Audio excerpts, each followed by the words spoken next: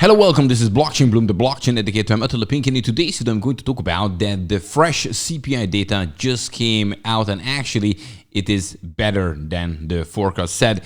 And also, let's talk about the fact that how heavily now company reserves and ETFs accumulating Ether, because it's going to have a huge impact, not just on Ether price, but probably on other altcoins as well. So mainly, I would like to talk about these two things in today's video. And don't forget, every single day, I bring you the freshest cryptocurrency and blockchain news here on Blockchain Bloom to keep you up to date. So if that's important, simply just subscribe to this YouTube channel and also hit the like button if you like this kind of content. And now let's do it.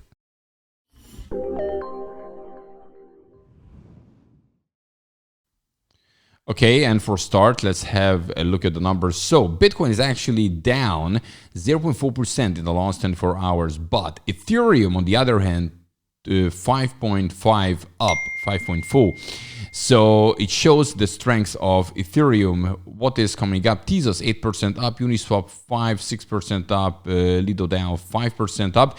When we're looking at the losers, Fartcoin 10% down, Story 9% down, Monero 6% down about. So as you can see, we don't have huge drops right now. Ethereum is definitely taking the lead. Then we're looking at the Bitcoin price. You know, we kind of are moving here sideways. Very important, if we have a look at the CME gap, we do have a CME gap here, so it can be refilled. And as many people thinking about it, that yes, it could be refilled. Now they maybe not bet that heavily.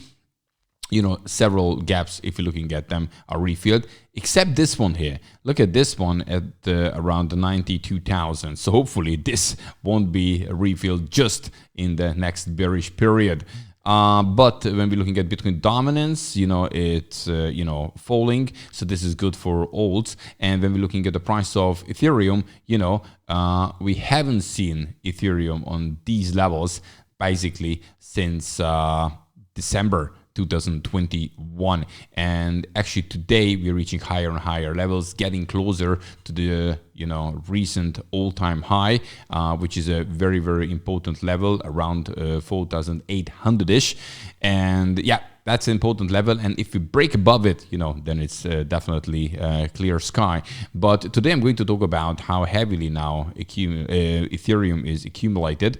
But before we move on, let's talk about the fresh CPI data.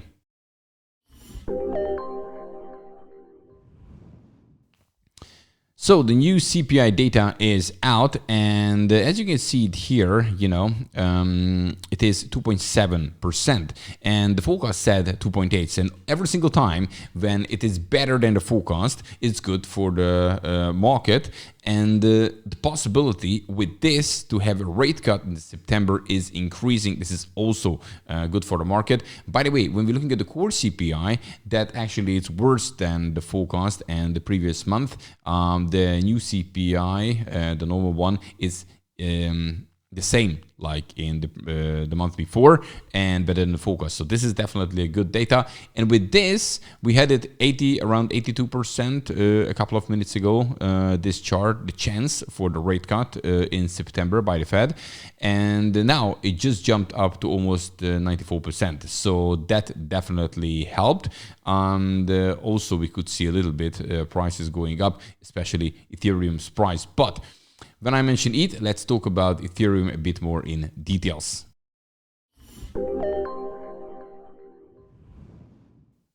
So first of all, now we feel it that now in August, Ethereum is doing pretty well. And actually, when we zoom out and looking at Ethereum historically in the years after the halving, so in the year what we are right now in, then we can see that, look at August. Back in 2017, 16 was the halving, Bitcoin halving. A year later, it went up 92% in August. When we're looking at 2021, the year after the halving, went up 35%. And so far, we went up 16%. So usually in these years, Ethereum is doing pretty well. And now recently what's happening is definitely helping Ethereum price. When we're looking at this is basically the outflows from centralized exchanges, and this is just an ongoing thing. Look, it's less and less and less Ethereum. Now here, back in 2020 in August, you know, we had the number that almost 35 million Ethereum were sitting on exchanges. Now the same, it's down to 15 million, so significant decrease, and this is actually continuing. When we're looking at this, now we have 8% of Ethereum supply now sitting on ETFs or company reserves. Very, very important that actually this number in April, beginning of April this year, was just 3%. So recently, in the couple of months, they scooped up another 5% of the total supply, and 5% of the circulating supply is in the hands of Ethereum ETFs. Talking about Ethereum ETFs, we can see this huge number. Look at this. $1 billion went in. That was the inflow yesterday into Ethereum spot ETFs. A very, very big number. When you compare this to Bitcoin right now, look, Bitcoin 178 million. Now Ethereum, it had over 1 billion US dollar. So actually 5 times the amount. So that's pretty crazy.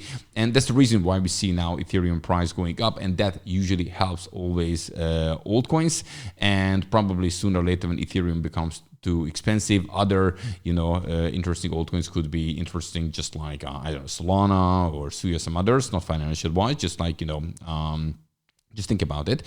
And yeah. So actually now, so far, so good.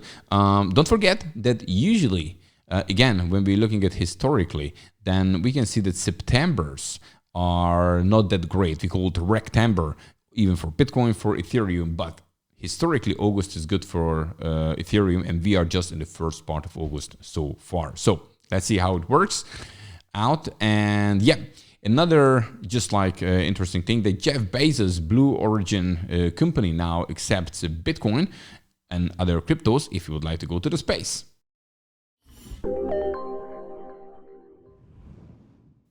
So yes, you can go to the moon, put it this way, with your crypto.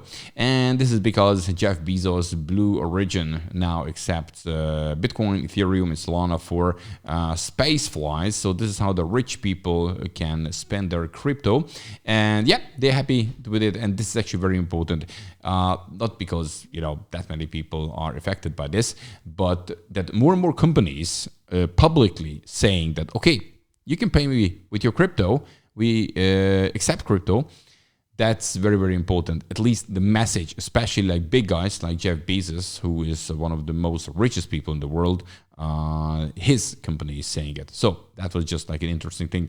Guys, don't forget, every single day I'm bringing you the freshest cryptocurrency and blockchain news here on Blockchain Bloom to keep you up to date. So if that's important, very simple, just subscribe to this YouTube channel, hit the like button if you like this kind of content. And yes, see you in the next one. Have a good one. Bye-bye.